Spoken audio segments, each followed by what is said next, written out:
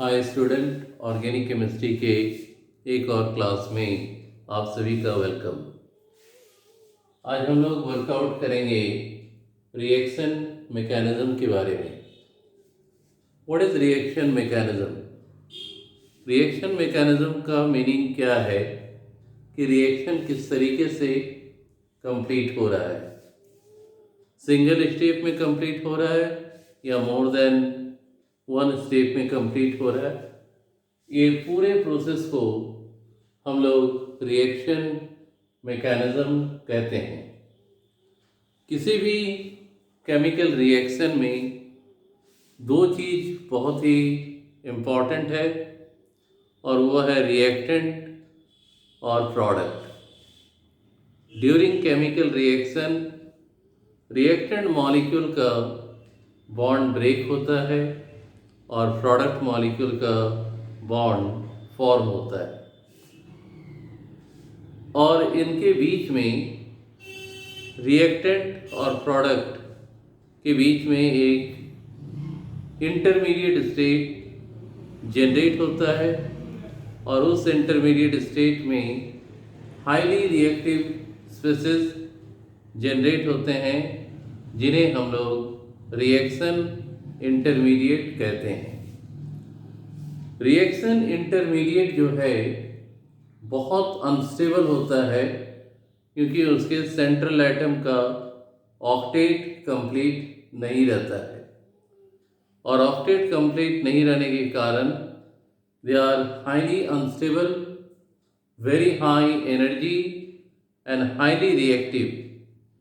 और कोई भी रिएक्शन इंटरमीडिएट बहुत शॉर्ट पीरियड ऑफ टाइम के लिए फॉर्म करता है और रिएक्शन इंटरमीडिएट जो है इंटरैक्ट करता है किसके साथ? रिएजेंट के साथ, और रिएजेंट के साथ इंटरैक्ट करने के बाद प्रोडक्ट का फॉर्मेशन करता है।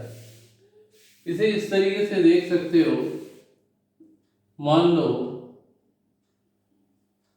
ये स्टार्ट कर रहे हैं रिएक्टेंट मॉलिक्यूल से, तो कोई भी रिएक्टेंट मॉलिक्यूल अगर होगा तो उसका बॉन्ड फ्यूजन होगा, यानी ब्रेकिंग ऑफ बॉन्ड। और बॉन्ड फ्यूजन होने के बाद बनता है रिएक्शन इंटरमीडिएट। और ये रिएक्शन इंटरमीडिएट हाईली अनस्टेबल होता है और अनस्टेबल होने के पीछे रीज़न ये है कि सेंट्रल एटम का ऑक्टेट कंप्लीट नहीं होना। ये reaction intermediate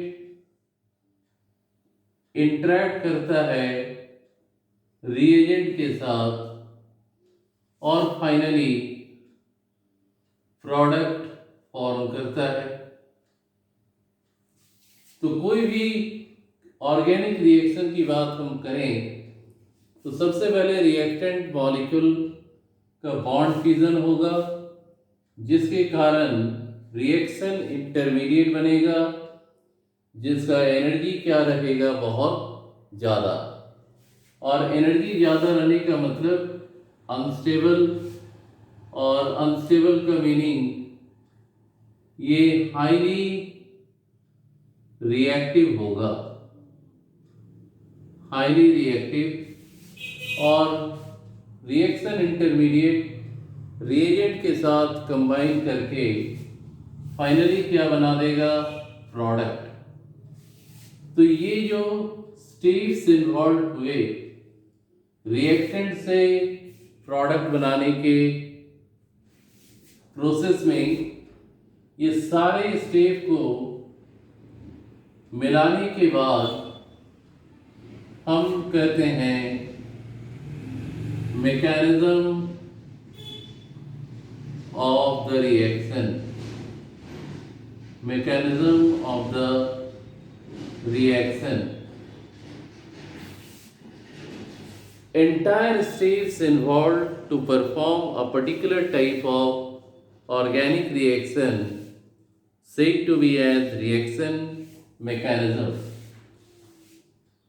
Now, the very important part of this particular class कि रिएक्टेंट मॉलिक्यूल जब बॉन्ड फ्यूजन करने के बाद रिएक्शन इंटरमीडिएट बनाएगा तो ये जो स्टेप होता है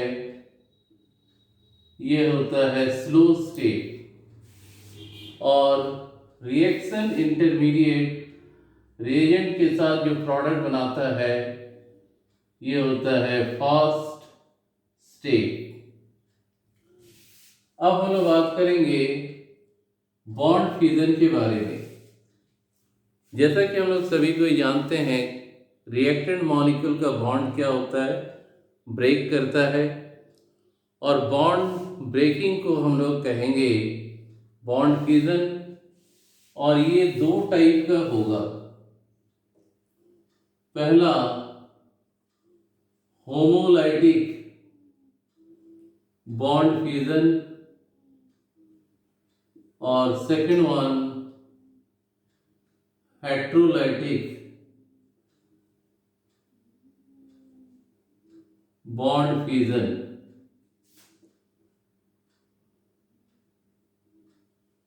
तो बॉन्ड फ्यूजन के दो कैटेगरी है, होमोलाइटिक और दूसरा है हेट्रोलाइटिक बॉन्ड फ्यूजन। जब बॉन्ड का ब्रेकिंग इस तरीके से हो कि each of the bonded atom acquire one single electron, then such type of bond fusion said to be as homolytic bond fusion। इसे समझते हैं इस तरीके से, मान लो कि हमें दिया हुआ है क्लोरीन, मॉलिक्यूल ऑफ क्लोरीन दिया हुआ है और क्लोरीन एटम के बीच में सिंगल बॉन्ड है और इसको हीट या लाइट का यूज करके बॉन्ड को ब्रेक किया जा रहा है। और इस प्रोसेस में क्या होगा, ये दोनों एटम बॉन्ड बनाने में लगा हो, दो इलेक्ट्रॉन यानी वन पेयर ऑफ इलेक्ट्रॉन को एक एक करके अपने पास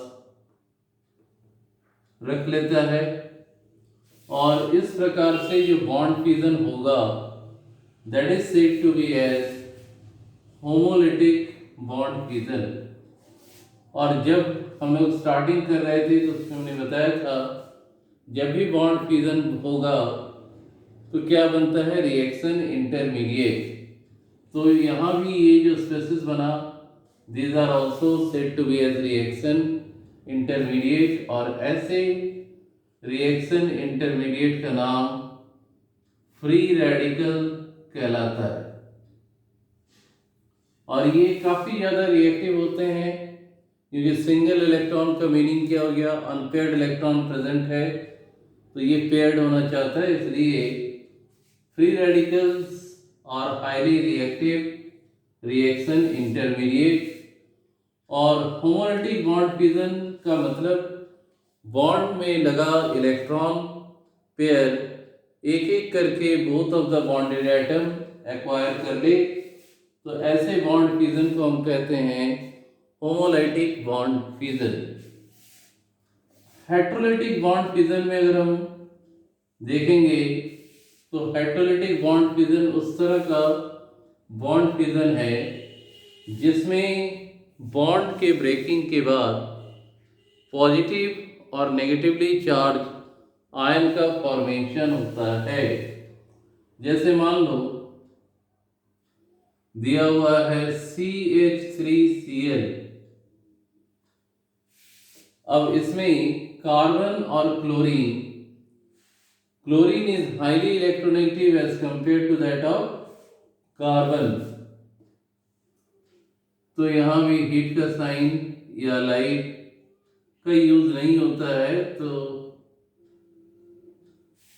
हम केवल हीट का यूज करके भी कर सकते थे। तो यहाँ कार्बन और क्लोरीन के बीच में जो बॉन्ड बना हुआ है, इस एक बॉन्ड में 2 इलेक्ट्रॉन है।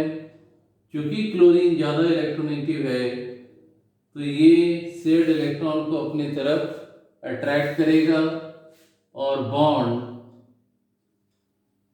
इस तरीके से ब्रेक किया। हमेशा याद रखोगे एरो का हेड जिसके पास जाए वहां पर नेगेटिव चार्ज और टेल जिस तरफ रहे वहां पॉजिटिव चार्ज।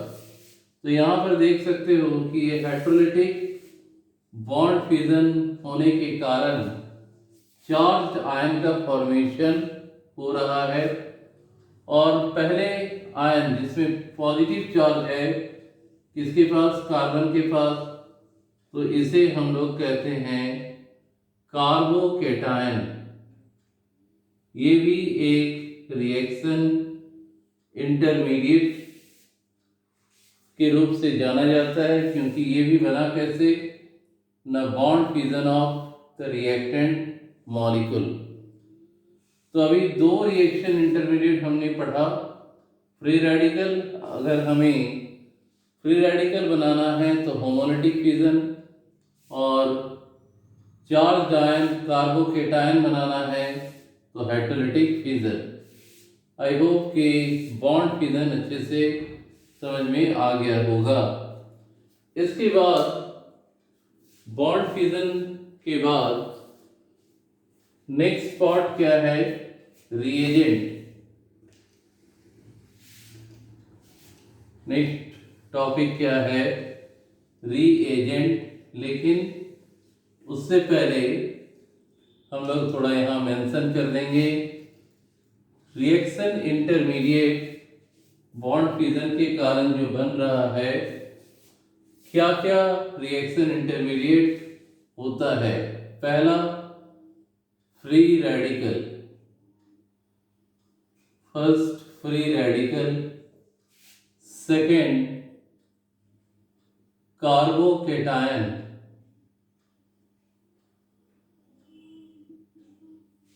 थर्ड कार्बेनियन,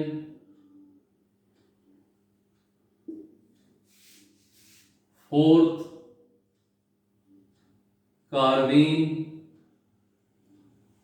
इनके बारे में हम लोग डिटेल में पढ़ेंगे। फिर नाइट्रीन और बेंजाइन या एराइन।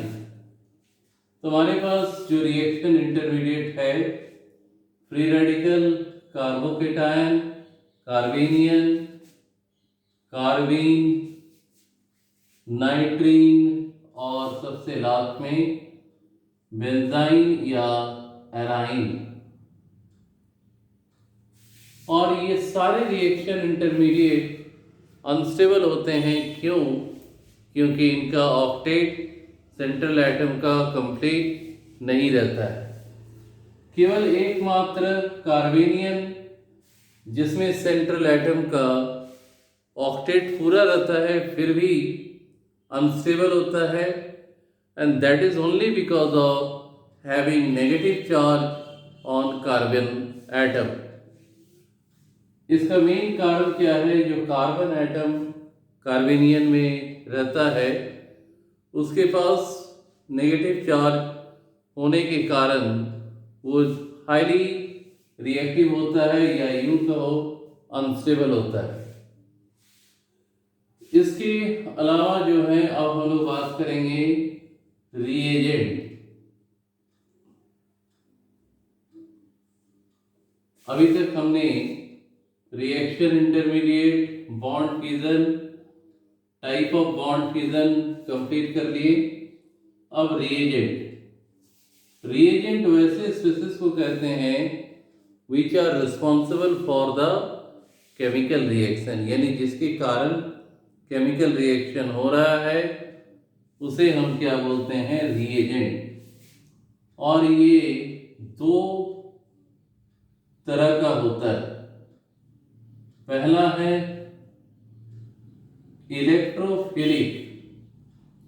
इलेक्ट्रोफिलिक रिएजेंट और दूसरा है न्यूक्लियोफिलिक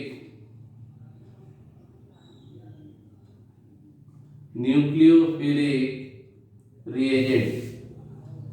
इलेक्ट्रोफिलिक रिएजेंट को E से रिप्रेजेंट करते हैं और न्यूक्लियोफिलिक रिएजेंट को Nu से रिप्रेजेंट करते हैं। इलेक्ट्रोफिलिक का मतलब इलेक्ट्रो मीन्स इलेक्ट्रॉन और फिलिक मीन्स लेने वाला, यानी ऐसा रिएजेंट जो इलेक्ट्रॉन लेता है या have tendency to attract the pair of electron said to be as electrophiles। Electrophilic reagent का भी दो कैटेगरी है, एक है चार्ज इलेक्ट्रोफाइल E+ और दूसरा है न्यूट्रल इलेक्ट्रोफाइल।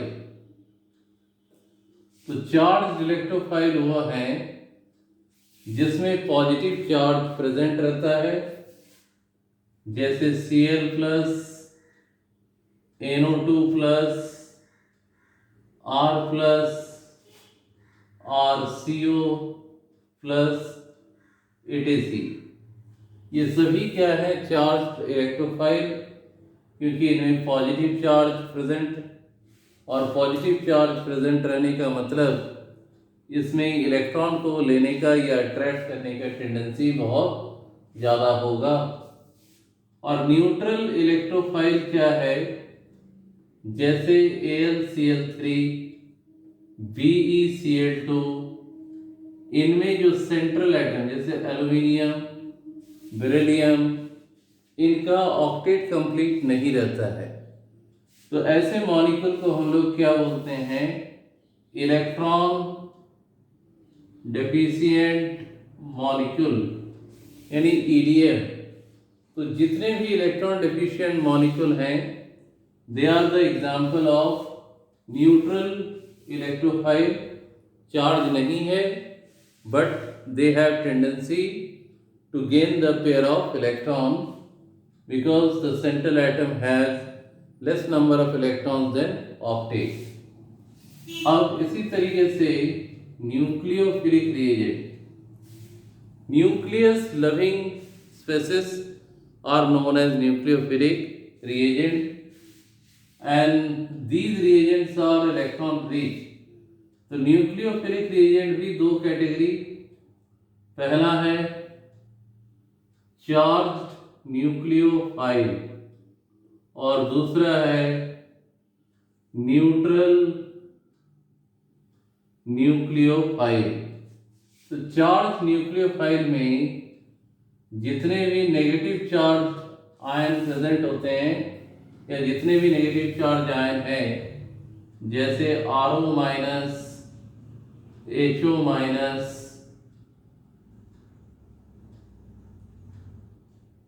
इसी तरीके से Cn-, etc, ये सब क्या है, न्यूक्लियोफिलिक रिएजेंट, क्योंकि इनमें चार्ज है। कौन सा चार्ज, नेगेटिव चार्ज, और नेगेटिव चार्ज का मतलब इलेक्ट्रॉन रिच।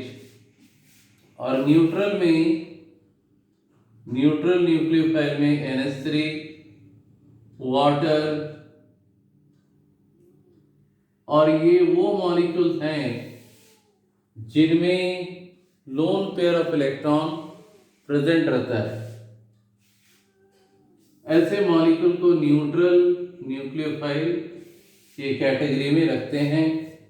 तो इलेक्ट्रोफिलिक रिएजेंट क्या हो गया, इलेक्ट्रॉन डेफिशिएंट, और न्यूक्लियोफिलिक रिएजेंट क्या हो गया, इलेक्ट्रॉन रिच स्पेसीज। तो ये सारे क्लासिफिकेशन हम लोग आज के क्लास में किए, टाइप्स ऑफ रिएजेंट तक। एक बार समराइज कर लेते हैं। रिएक्शन मैकेनिज्म का सिंपल मीनिंग क्या है, कोई रिएक्शन किस तरीके से हो रहा है, उसमें कितने स्टेप्स इन्वॉल्व हो रहे हैं, इसको हम लोग क्या कहते हैं, रिएक्शन मैकेनिज्म। किसी भी रिएक्शन में सबसे पहले रिएक्टेंट मॉलिक्यूल का बॉन्ड ब्रेक करता है, उसे हम क्या बोलते हैं, बॉन्ड फ्यूजन। जो एनर्जी लगेगा वो थर्मल भी हो सकता है, लाइट एनर्जी भी हो सकता है। और बॉन्ड फ्यूजन के कारण बनता है रिएक्शन इंटरमीडिएट, जो काफ़ी अनस्टेबल होता है। और अनस्टेबल होने का मेन कारण ऑक्टेट कन्फिग्रेशन नहीं रहना। इसके बाद types of bond fusion, homolytic और हेट्रोलिटिक। और रिएजेंट का काम क्या है, रिएक्शन इंटरमीडिएट के साथ कंबाइन करके प्रोडक्ट को फॉर्म करना। और रिएजेंट को इन जनरल इलेक्ट्रोफिलिक और न्यूक्लियोफिलिक रिएजेंट के नाम से कैटेगराइज किया गया है। इलेक्ट्रोफिलिक मतलब इलेक्ट्रॉन लेने वाला, और न्यूक्लियोफिलिक मतलब इलेक्ट्रॉन देने वाला। और इनका भी दो कैटेगरी है, इलेक्ट्रोफाइल्स, चार्ज। तो जितने भी पॉजिटिवली चार्ज आयन होंगे they are the example of charge electrophile. और न्यूट्रल इलेक्ट्रोफाइल, सारे ईडीएम यानी electron deficient molecule neutral electrophile. उसी तरीके से न्यूक्लियोफिलिक में चार्ज न्यूक्लियोफाइल, जितने भी negative charge ion they are the example of charge nucleophile. और न्यूट्रल न्यूक्लियोफाइल वैसे मॉलिक्यूल जिसमें lone pair of electron present रहता है, they are the example of neutral nucleophile. तो आज की क्लास में हम लोग यहीं तक रखेंगे। अब हमारा जो नेक्स्ट क्लास रहेगा उसमें हम लोग बात करेंगे रिएक्शन इंटरमीडिएट के बारे में डिटेल में। सबसे पहले फ्री रेडिकल, फिर कार्बोकेटायन, और इसी तरीके से सभी रिएक्शन इंटरमीडिएट्स को वन बाय वन हम लोग कंप्लीट करेंगे। साथ ही साथ एक और topic which is very important, that is polarity development on organic molecule. किसी ऑर्गेनिक मॉलिक्यूल में किस तरीके से चार्ज का डेवलपमेंट होता है, इसके बारे में भी हम लोग पहले पढ़ेंगे। और कितने तरह का मेथड है, 4 डिफरेंट मेथड है जिससे पोलैरिटी किया जाता है ऑर्गेनिक मॉलिक्यूल में, यानी उसको चार्ज मॉलिक्यूल में कन्वर्ट किया जाता है।